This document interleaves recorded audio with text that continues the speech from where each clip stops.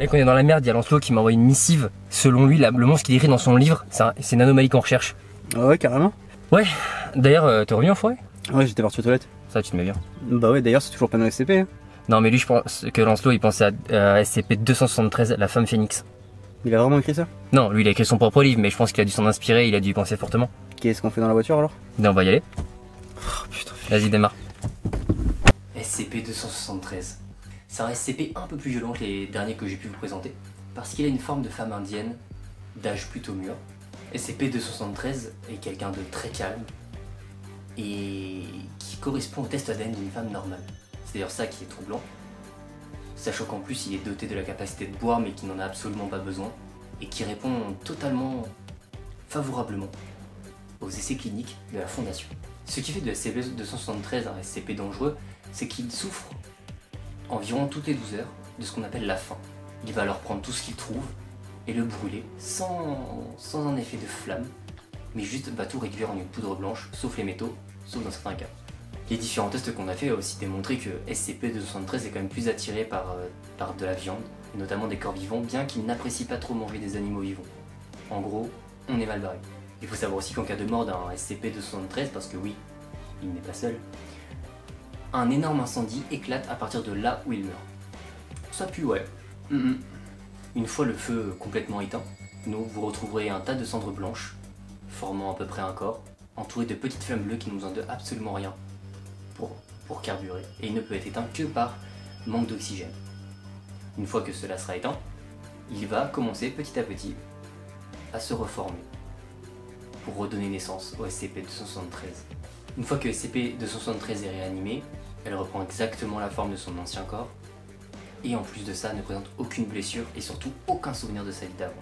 Donc il faudra tout reprendre à zéro avec elle. SCP-273 est d'ailleurs plus souvent connu sous le nom de la femme phénix. A bientôt pour de nouveaux SCP.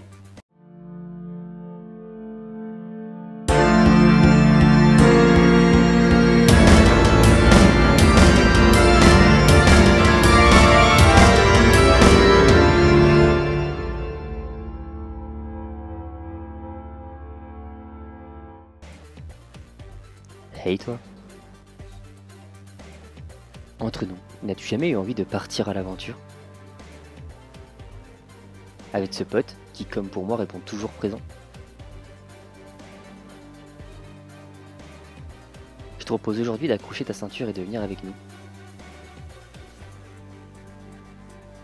Prendre le large. Viens découvrir avec nous cette aventure. Au programme, une île mystérieuse,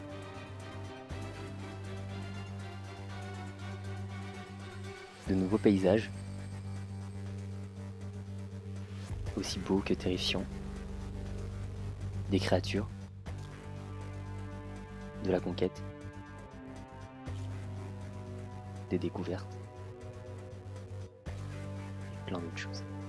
Ah, enfin une chronique, ça faisait longtemps. Je vais commencer par faire deux rappels, c'est très court, vous inquiétez pas. Premièrement, pour ceux qui ne connaissent pas, mes chroniques je les fais en deux étapes. La première, vous avez donc la partie vidéo et ensuite une partie blog. Sur le blog, je vais plus détailler tout ce qui est vraiment stylistique, tout ce qui est lié à vraiment purement l'écriture et parler de certains passages que je ne peux pas parler ici pour éviter les spoils parce que du coup je peux les cacher sur mon blog et vous pouvez les lire uniquement si ça vous intéresse. Voilà, donc en gros surtout tout ce qui est basé sur la fin du bouquin quoi. Et deuxième point, on a pas retrouvé le SCP, hein, c'est un fait, voilà, vous avez vu toute notre expédition, vous pouvez vous suivre. Et deuxième point, l'année dernière, j'avais déjà chroniqué le premier livre de cet auteur, et je disais ça. Aujourd'hui ça va être un peu compliqué parce que je vais faire une chronique ni positive ni négative, je ne vais pas du tout enfoncer l'auteur, et je suis désolé si tu passes par là et que tu commences cette chronique par entendre ces mots.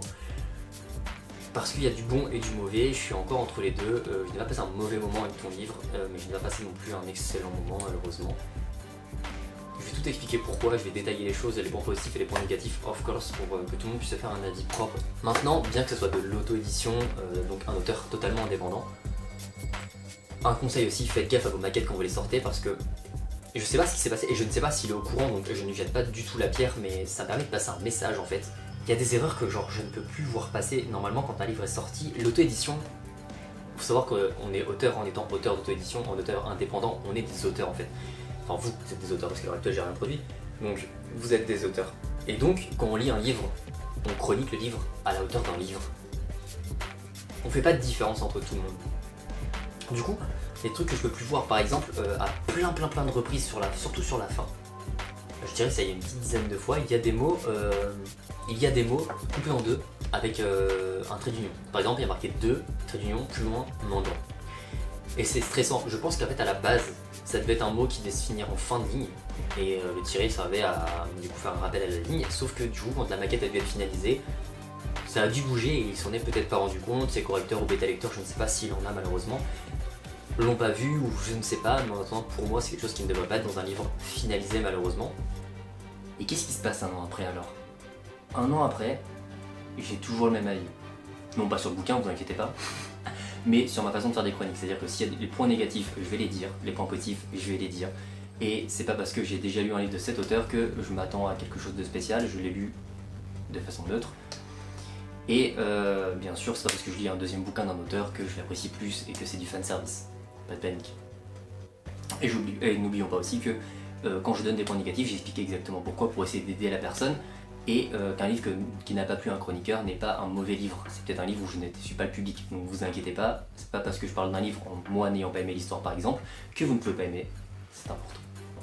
Et je passe au passage une petite phrase pour tous les auteurs qui ne supportent pas comme critique n'est pas 100% positive et qu'on n'est pas 5 étoiles, qu'un auteur peut très bien comprendre que son livre ait des problèmes et qu'il apprécie assez le travail pour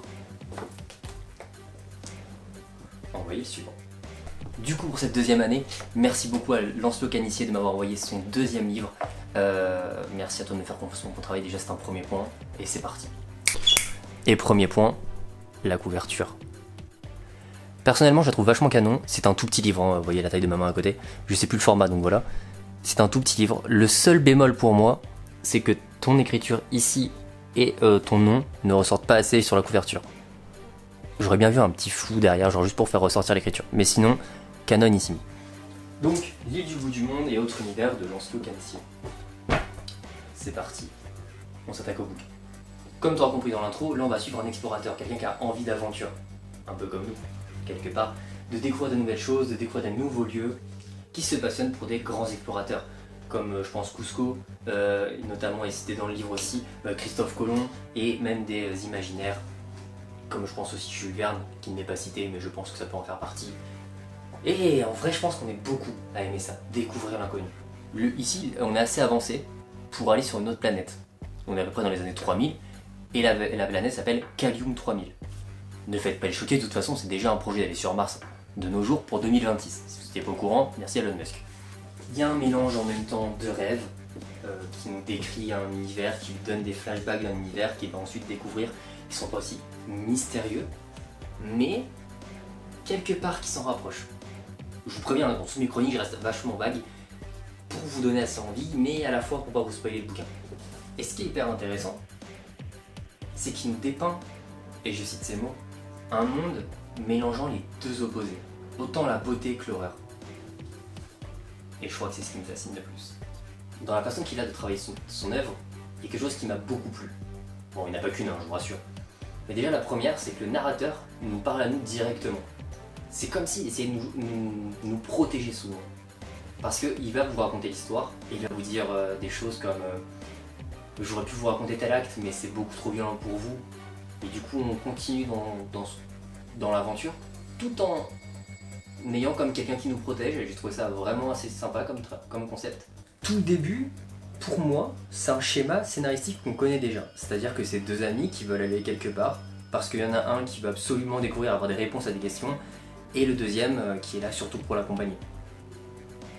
C'est très vu, mais ça fonctionne. Et il faut bien quelque chose pour placer le décor de toute façon. Je dirais que ça c'est la base d'un scénario qui va ensuite bien être développé et aller dans plein d'autres directions pour amener l'histoire, tout simplement, et à être l'histoire. Et c'est hyper intéressant. C'est ce que j'appellerais la base narrative en fait. C'est pas l'histoire en elle-même, c'est plus comment introduire l'histoire qui est déjà vue. Mais après, comme j'ai parlé pour plein de bouquins, il y a tellement de choses de fait aujourd'hui que c'est très dur de créer son propre chemin. Pour ceux qui avaient déjà vu l'autre chronique, ou si vous voulez la voir, elle est dispo sur ma chaîne toujours, l'ancien livre que j'avais reçu était un recueil de nouvelles. Et j'ai un peu l'impression que c'est quelque chose qui est ancré en Lancelot, donc l'auteur, parce qu'on retrouve un enchaînement de chapitres assez court, avec assez énergiques, comme si le principe de l'auteur c'était d'avoir comme disait Abby dans une de ses vidéos, elle a un besoin d'inachever, un besoin d'achever, pardon, un besoin de conclure, de commencer quelque chose et de conclure pour recommencer un nouveau cycle. Je dis pas que c'est une mauvaise chose, je dis juste que c'est un ressenti. C'est quelque chose que j'ai remarqué, que je trouve très intéressant comme concept. D'ailleurs, j'ai vu des débats Twitter passer sur est-ce qu'il faut autant de mots pour écrire un chapitre. Je pense pas qu'il y ait de longueur pour que ce soit bon. Juste bossez vos trucs et faites-vous plaisir. C'est avant tout l'important. Le fait d'enchaîner des chapitres très courts, c'est que par moments on a des scènes un peu courtes à mon goût qui auraient pu être un peu plus détaillées. Alors je dis pas ici de faire du remplissage, hein, ça n'a aucun intérêt. Mais par exemple à un moment il y a une scène tragique, que je ne spoil pas bien évidemment. Et je trouve ça dommage qu'en fait ça se soit fait en quelques lignes, enfin en quelques lignes de dialogue, et que la personne d'en face n'ait pas une réaction plus aboutie peut-être. Aboutie dans le sens où je trouve que pour la scène tragique que c'est, elle passe très vite à autre chose. Elle est pas, il n'y a pas vraiment de choc, il y a pas. Pour moi cette scène elle est un peu incomplète. Je pense qu'entre deux lignes de dialogue il aurait pu y avoir plus de narration, plus d'explication entre guillemets, de ressenti du personnage. Après, gros point positif, parce que comme je l'ai expliqué dans d'autres chroniques et même dans d'autres vidéos, les livres que l'on reçoit, c'est des livres destinés à la vente, c'est-à-dire que pour nous, on reçoit un produit fini. Un des gros problèmes que j'avais soulevé malheureusement dans l'ancienne chronique, c'est qu'il y a eu plein de problèmes de maquettage et de mise en forme. Ici, il n'y en a aucun. Et ça, c'est cool. Donc, gros point pour attention au passage. S'il y avait peut-être un léger, vraiment léger, genre 13e dièse du 12e bémol, je sais pas si ça existe, il me semble juste qu'on commence toujours un chapitre sur la page de droite. Là c'est pas le cas, ça change rien à la lecture. Donc après je place ça parce qu'il me semble que c'est les règles normalement officielles, mais en vrai, on s'en balèque un peu. Tu t'en doutes, hein, je suis pas là pour faire une éloge de la personne, ni une éloge d'un bouquin. Il y a quand même quelques points négatifs. Le premier qui m'a choqué, c'est dès le début du bouquin, notre protagoniste, Henri et René, les deux compagnons, rencontrent un esquimau qui ne parle pas la langue. Dans quelques clics, il se met à se parler avec notre protagoniste dans un français presque correct. J'ai juste pas compris comment, à quel moment il avait changé de langue. Enfin, comment il a su parler la langue. Après, c'est un détail, hein, parce que l'esquimau, on en va parler pendant 20 ans, donc en vrai, ça va. Ah, mais c'est aussi notre boulot d'être tatillon, les gars. Eh oui, on prend notre boulot à cœur.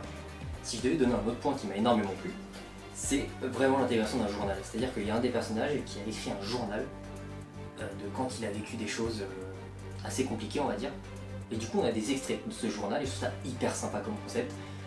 Ça a déjà été fait, attention, mais je trouve ça sympa dans le livre, on n'en voit pas non plus très souvent. Mais la vraie question, c'est est-ce que du coup, selon mon avis, c'est un bon bouquin? Ça se recommande? Qu'est-ce que j'en ai pensé? Bien déjà, je l'ai commencé, donc, comme je vous l'ai dit, avec un avis neutre. Parce que je voulais pas partir d'un... J'ai pas eu une expérience exceptionnelle la première fois, il faut absolument aller vers du plus ou alors ça va être moins bon. Non, je suis parti dans un côté neutre comme d'habitude.